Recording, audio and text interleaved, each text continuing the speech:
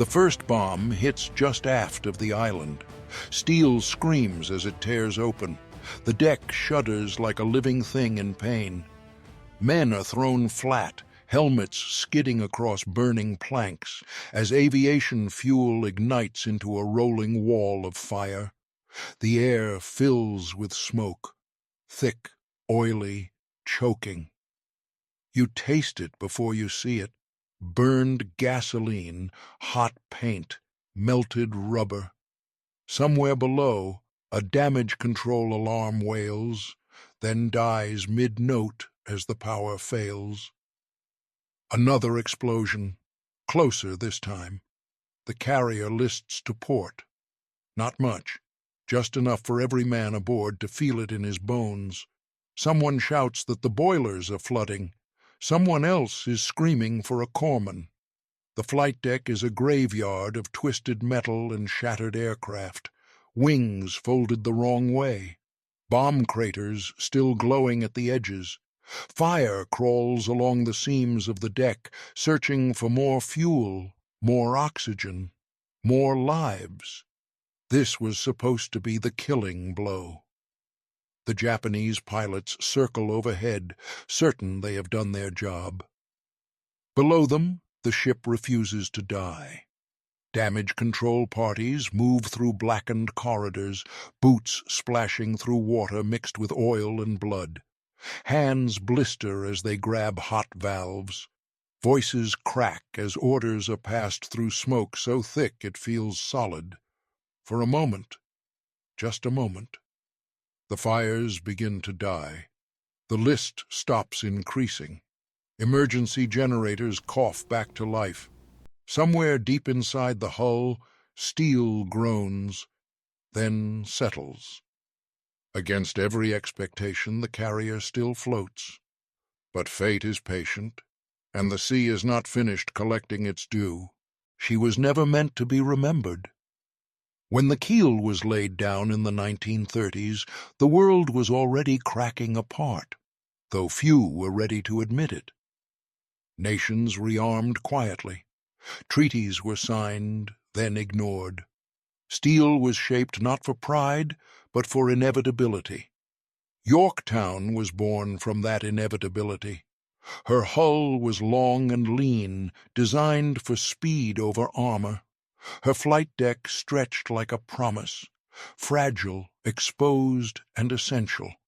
She was not a battleship built to trade blows at point-blank range.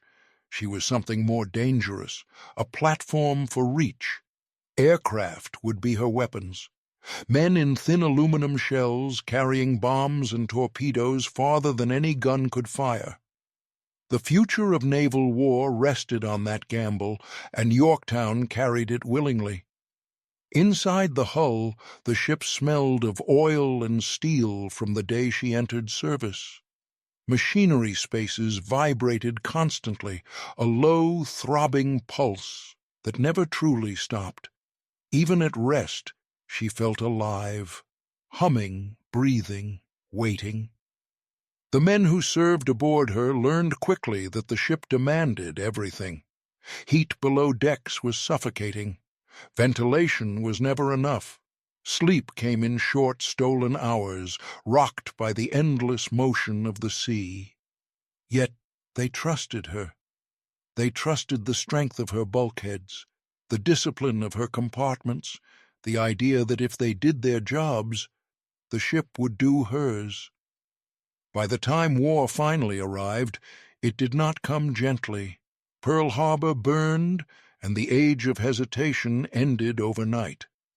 Carriers were no longer scouts or support ships. They were the center of gravity.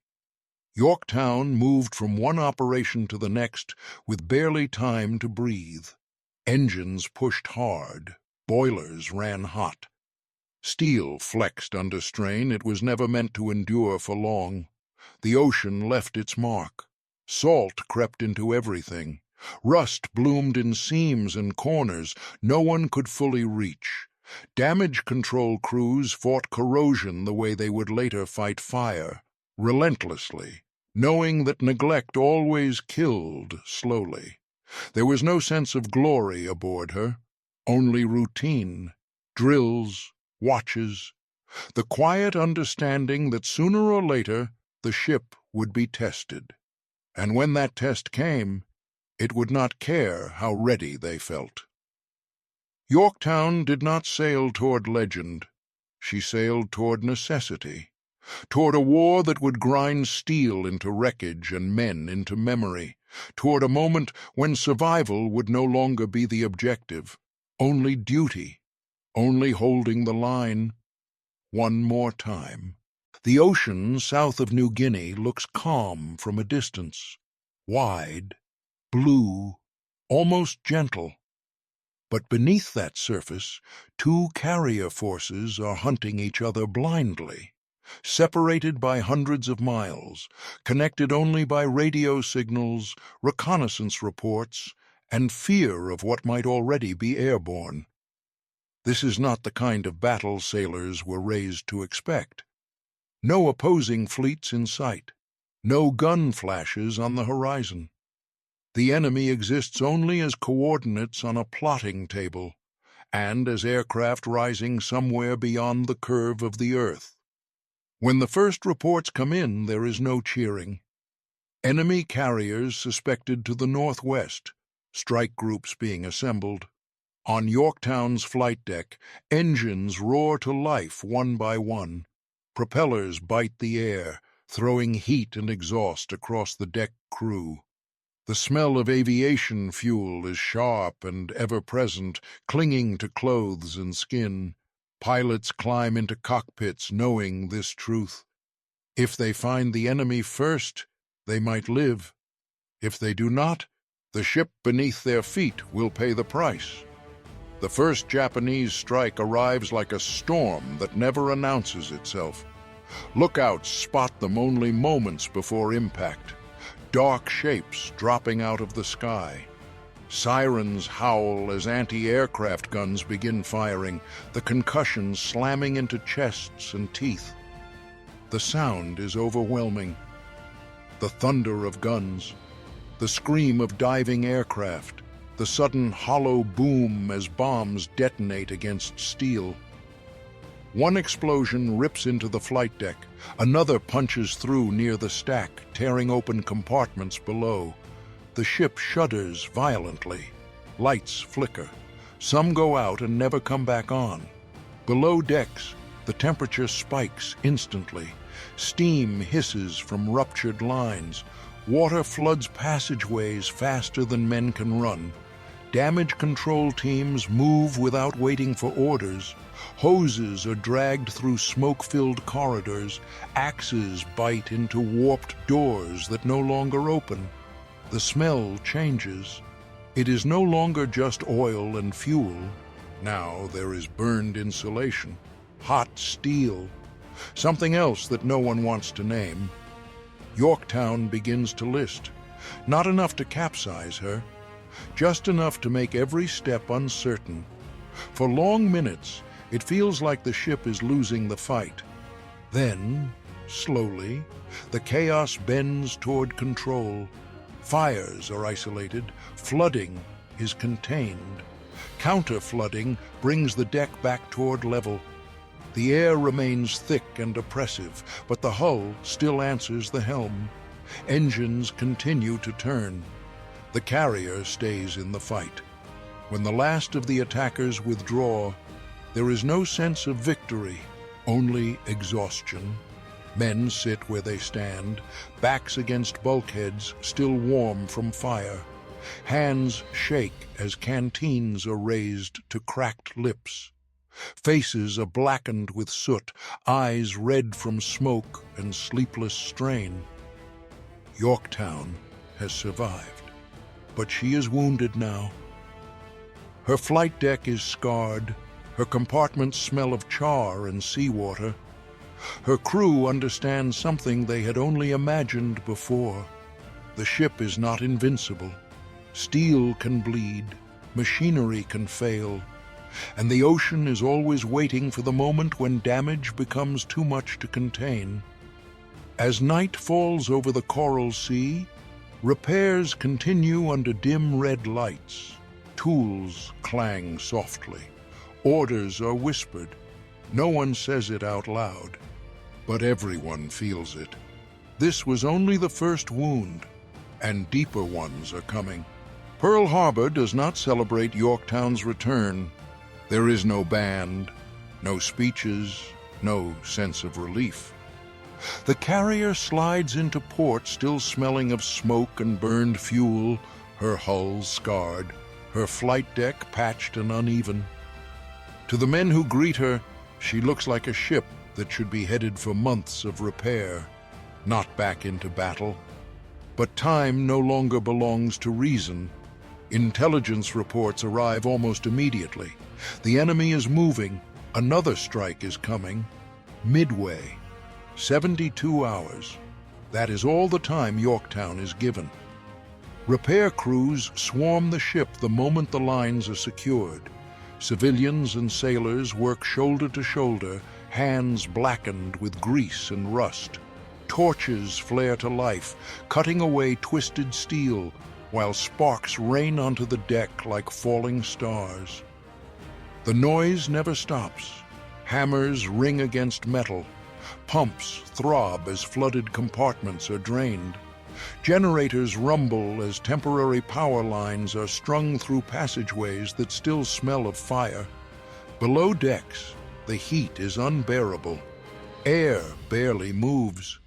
Sweat soaks through uniforms within minutes.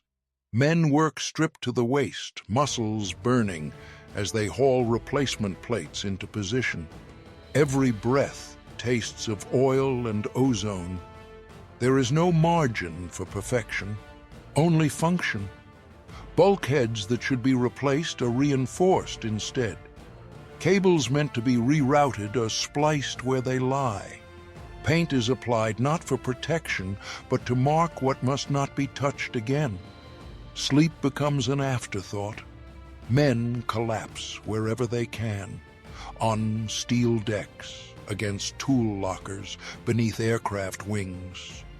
When they wake, it is not to an alarm clock, but to a hand on the shoulder and a single word: again. On the flight deck, damaged planks are cut away and replaced with sections barely fitted in time. The surface is uneven now, scarred with seams and patches, but it is solid enough to land aircraft. That is all that matters. Engineers push the boilers hard, listening for unfamiliar vibrations, watching pressure gauges with unblinking focus. Every shudder of the hull feels like a warning. She should not be ready. Everyone knows it. But by the third day, the impossible begins to take shape. Lights stay on. Engines answer the throttle. Aircraft are moved into position. The ship breathes again. When Yorktown leaves Pearl Harbor, she does so quietly. No ceremony, no farewell, just the steady churn of screws biting into the water, pulling her back toward the open sea. Some men glance at the patched steel beneath their boots. Others avoid looking at it entirely. They know what those repairs mean. They mean that there will be no second chance, no safe harbor if things go wrong, no reserve strength left in the hull. The ship is being held together by urgency, discipline, and the shared refusal to be absent when the moment arrives.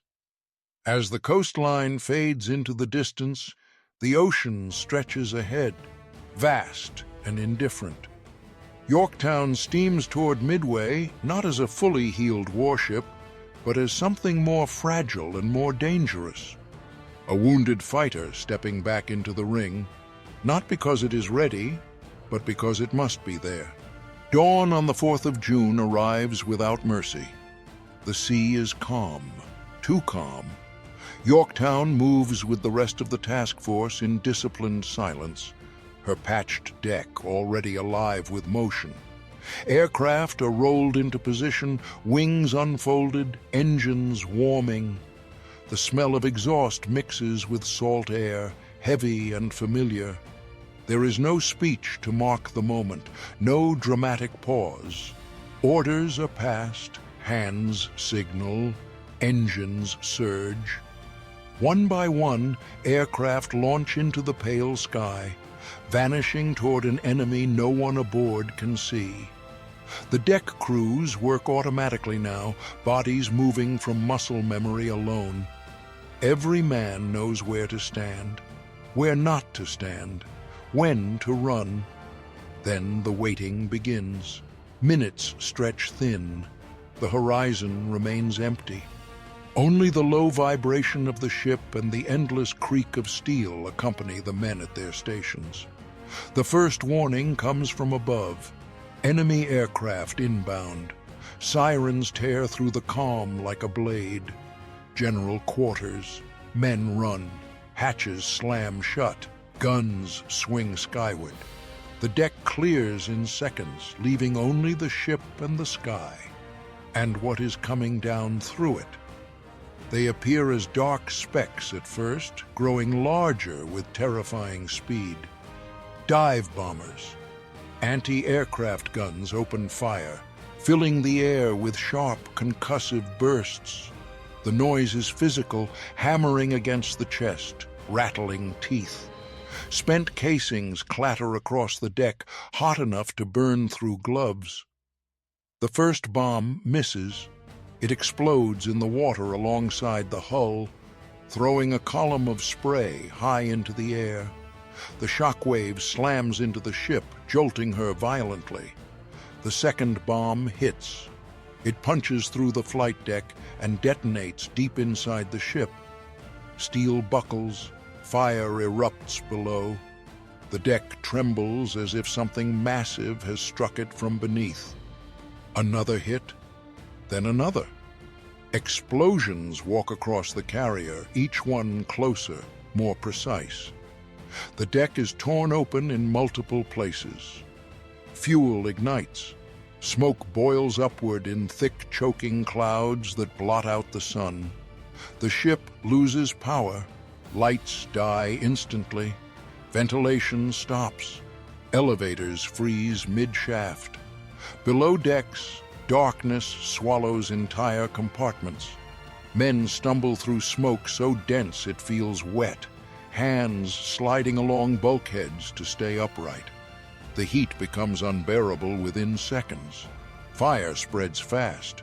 Aviation fuel flows along passageways, igniting wherever it finds a spark. Damage control teams fight blindly, dragging hoses through debris, opening valves that burn the skin through gloves. The list begins again, slow, steady, relentless. On the bridge, officers watch the inclinometer climb. They know what it means. The counter-flooding orders come quickly, calmly. Compartments are sacrificed to save the ship. Men seal themselves into flooded spaces without protest, and then the impossible happens. The fires begin to come under control. Fuel lines are secured, bulkheads hold, flooding stabilizes. Emergency power returns in fragments, one circuit at a time, one light flickering on in the darkness. The list stops increasing. Yorktown does not capsize. She sits dead in the water, black smoke pouring from her wounds, but she is still afloat.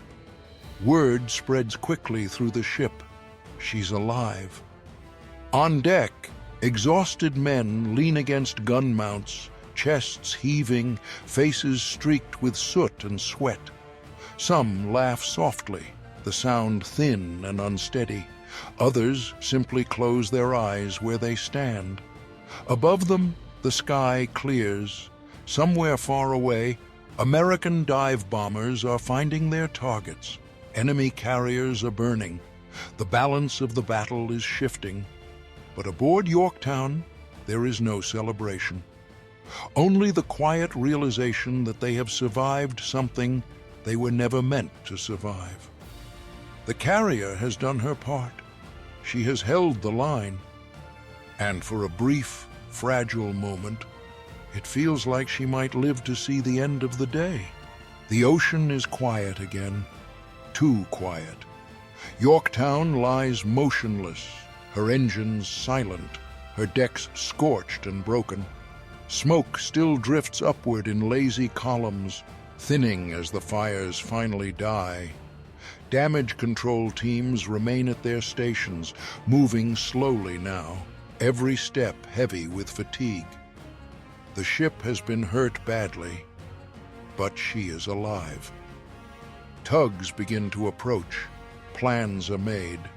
Hope, careful and restrained, begins to return. Then it happens. A sudden, violent shudder runs through the hull. Not an explosion above, not a bomb. This one comes from below. A torpedo slams into the starboard side with a deep, muffled odor that feels more like a punch than a blast. Steel folds inward. Compartments vanish in an instant. Water surges through the wound with unstoppable force. The ship lurches hard to starboard. Men are thrown against bulkheads. Tools scatter across decks, slick with oil and seawater.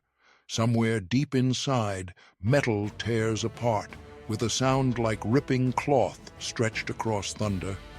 Before anyone can react, a second torpedo hits. The shock is devastating. The hull twists. Bulkheads fail. Flooding spreads faster than any team can contain. The list becomes severe almost immediately. Orders are shouted, then repeated louder as decks tilt and footing disappears. Counter-flooding is attempted, but the ship's wounds are too deep now. The water does not slow. It pours in with cold certainty, claiming space inch by inch. The smell changes again. This time it is the ocean itself, cold, metallic, unforgiving. On the bridge, the decision is made without hesitation. Abandon ship. The words move through the carrier quickly, carried by runners and shouted down passageways already half submerged. There is no panic, no screaming rush. Men move with discipline carved by months of drills and hours of real fire. Life jackets are pulled on. Wounded are helped first. Those who can walk assist those who cannot. As they gather on the slanted deck, some pause to look back. They see the scars, the patches, the burned steel that held just long enough. Yorktown is no longer fighting. She is dying. One by one, men step into the water. The shock steals breath instantly. The cold bites through fabric and skin, dragging heat away in seconds. Oil spreads across the surface, clinging to faces and hands, making every movement heavier. From the water, they watch her. The carrier lists further, her island dipping closer to the sea. Loose debris slides across the deck and disappears over the edge. The ocean climbs her hull as if reclaiming something borrowed. There is no explosion, no final roar, just the sound of steel settling, and the slow, relentless pull downward. She takes hours to die. The sun moves across the sky as Yorktown continues to lean, her silhouette changing almost imperceptibly with time.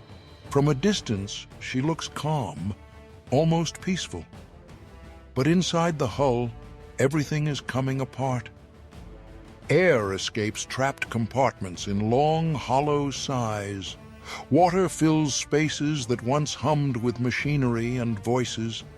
The ship grows heavier with every passing minute. Shortly before dawn, the end arrives. The carrier rolls further onto her side, the angle finally too great to resist. The flight deck slips beneath the surface, disappearing into dark water that closes over it without ceremony. The island vanishes last. For a moment it stands alone above the sea, scarred, blackened, silent. Then it too is gone. The ocean smooths itself quickly. Debris floats. Oil spreads thin and wide. The place where a warship once stood becomes indistinguishable from the rest of the Pacific. There is no marker, only coordinates on a chart, only memory. Yorktown does not sink as a symbol. She sinks as a result of decisions made under pressure, of repairs rushed by necessity, of men who refused to step aside when they were needed most. She bought time, time for aircraft to strike, time for enemy carriers to burn, time for the course of the war to bend just slightly away from disaster. Those who survive will remember the sounds, the groan of stressed steel, the hiss of steam, the sudden silence when the ship finally lets go. They will remember the feel of the deck beneath their boots, slanted, hot, alive beneath them until the very end. And long after the battle is over, long after the sea has erased all visible trace, the truth remains. A wounded carrier went back into combat when she should not have been able to. She held the line when it mattered most, and when her duty was finished, she slipped beneath the waves without protest, not in victory, not in defeat, but in service.